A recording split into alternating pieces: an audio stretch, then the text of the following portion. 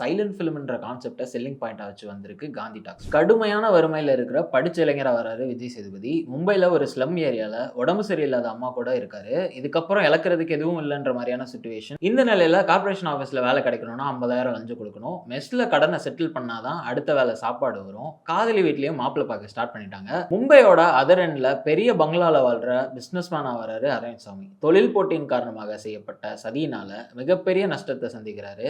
எல்லாம் இருந்தும் எல்லாத்தையும் கொஞ்சம் கொஞ்சமா இழக்கிற சிச்சுவேஷன். இப்படி இருக்கிற 2 பேரோட லைஃப்பும் ஒரு பாயிண்ட்ல கனெக்ட் ஆகுது. பிரச்சனைகளை ஓவர் கம் பண்ணாங்களா இல்லையா அப்படிங்கிறது தான் இந்த படத்துடைய கதை.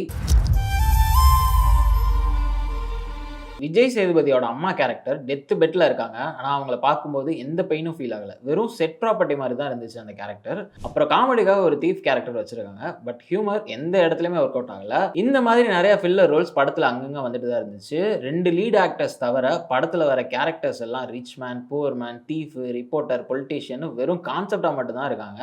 அவங்களுக்குள்ள இருக்க சோல் மிஸ் ஆகுது. சைலண்ட் ஃபிலிம்னு சொல்லிட்டு படத்தோட இம்பார்ட்டன்ட் பிளாட் பாயிண்ட்ஸ் எல்லாத்தையும் டெக்ஸ்ட் வழியா கன்வே பண்றது சீட்டிங் மாதிரி இருந்துச்சு. Text message, paper notes, newspaper ஹெட்லைன்ஸ்னு அடுத்தடுத்து ரீட் பண்ண வச்சுக்கிட்டே இருக்காங்க. சைலண்ட் ஃபிலிம்னு நம்பி வந்த ஆடியன்ஸ்க்கு ரீடிங் டெஸ்ட் வச்சிருக்காங்கன்னு தான் சொல்லணும். கிளைமேக்ஸ் கொஞ்சம் கிளீஷேவாகவும் ப்ரெடிக்டபிளாகவும் இருந்தது. படத்தை ஸ்டார்ட் பண்ணும்போது ஏதோ கருத்து சொல்ல வராங்கன்னு ஒரு கியூரியாசிட்டி இருந்தது. கடைசி வரைக்கும் அந்த கருத்தை கிளாரிஃபை பண்ணவே இல்லை. காந்தி டாக்ஸ் இன்னும் கொஞ்சம் கரெக்டாகவும் சத்தமாகவும் பேசியிருக்கலாம்.